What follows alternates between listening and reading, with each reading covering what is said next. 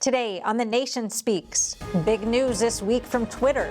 Founder and CEO Jack Dorsey stepping down, and a new privacy policy unveiled. What does it foretell about the social media platform? That's what we ask former Parler CEO John Mates. Then in America Q&A, if COVID never goes away, what about masks, social distancing, vaccine mandates? Which policies do you think should stay or go? Black Lives Matter launching its Christmas campaign against so-called white supremacist capitalism. It wants you to boycott white companies, most of which support BLM. We hear what former Cincinnati Mayor Ken Blackwell has to say about it. And in our second America Q&A, we ask, if you could change one thing to improve your quality of life, what would it be? Hello and welcome to The Nation Speaks. I'm your host, Cindy Drucker. Twitter broke Twitter this week with several big announcements. Founder and CEO Jack Dorsey stepped down without warning after 16 years. His replacement is Chief Technical Officer Parag Agrawal, who's been with the company since 2011. Agrawal hadn't been very much in the public eye, but now everyone is examining the tea leaves to see what it will mean for the popular platform going forward. Perhaps significantly, the first day under his new leadership, Twitter rolled out a policy change related to privacy that's causing a Twitter storm of complaint, mostly because users imagine how it could be abused. Here to discuss all of this is John Mates, founder and former CEO of Parler, a social media platform set up as a free speech version of Twitter. John, welcome. Thank you, Cindy. So first of all, I'd like to hear your reaction to Jack Dorsey leaving the company that he co-founded after 16 years. Well, it's not exactly surprising, to me at least, right? Because they've had a lot of kind of back and forth with leadership. And I kind of like to look at their stock price and kind of their performance history. And if you look at that and you let the marketplace judge his performance over the last 6 or so years, you'll see that it's been pretty flat. In 6 years, investors get like a 4% return on investment. It's a horrible proposition.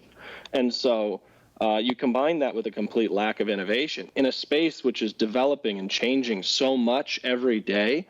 There's so much opportunity in the news space, and they just haven't accomplished much of anything. And so this isn't surprising to me that he's no longer CEO. I think the big question on most people's minds is what does all this mean for the company going forward and with the new CEO? So some people are saying that Dorsey, was the last holdout with respect to free speech inside a company that's filled with a lot of progressives. Having said that, conservatives have been complaining for years about being shadow banned or outright banned by Twitter, including sitting president Donald Trump. It's noteworthy that this new media privacy policy was rolled out the day after Dorsey stepped down, and we'll look at that afterwards. But what I want to look at first is the new CEO and what we might expect from him going forward. So in an interview with MIT Technology Review just about a year ago, in answer to a question about how to balance trying to combat misinformation and protected speech, Agrawal said this. Our role is not to be bound by the First Amendment, but our role is to serve a healthy public conversation. And our moves are reflective of things that we believe lead to a healthier public conversation. The kinds of things that we do to what about this is to focus less on thinking about free speech, but thinking about how the times have changed.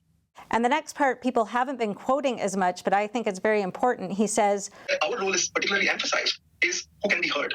And so increasingly our role is moving towards how we recommend content.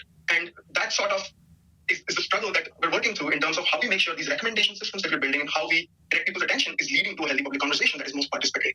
So it's clear that free speech is not the priority, but the priority is elevating some speech, which of course necessarily means suppressing other speech. So as someone who sought to essentially build a free speech focused version of Twitter, how do you interpret what Agrawal said there?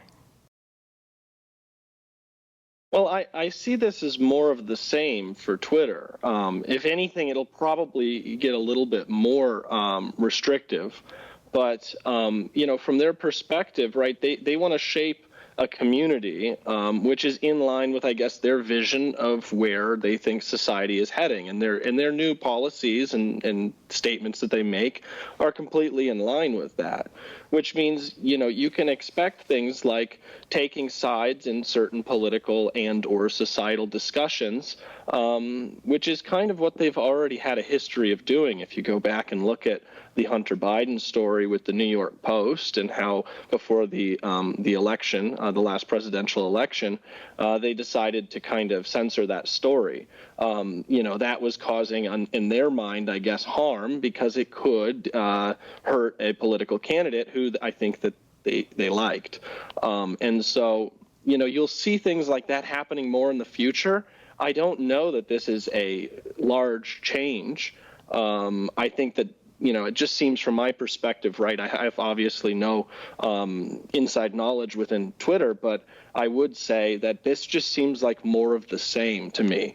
You're going to see more restrictions on speech, and you're going to see more or less a same kind of lack of performance by a company that's been stagnating for 6 years or so.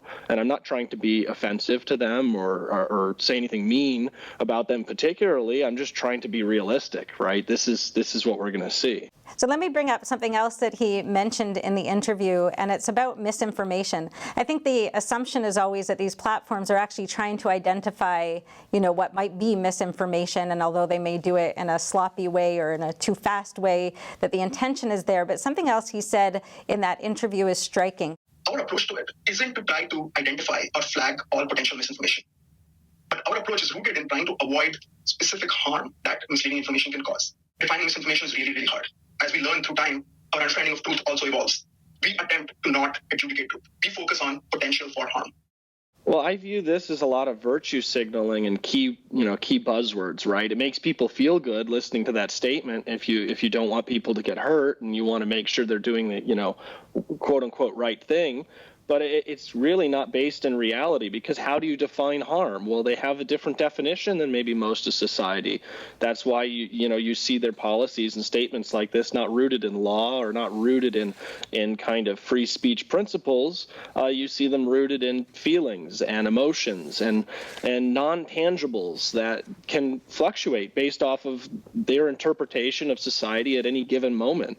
And so it's really a meaningless statement that's meant to make people feel good, but, you can't define misinformation. And I think the COVID era has been complete evidence of the inability to define it, because every week, what is or is not misinformation, what science knows and doesn't know, it seems to fluctuate so much because everything is so new. And you could argue there's a lot of harm that could be, occurred if the wrong, judgments are passed around society during this time. But how do you know? So, like I said, this is more just vague, business as usual for Twitter, feel good statements that are essentially meaningless and give them pretty, broad authority to act at their discretion on the platform.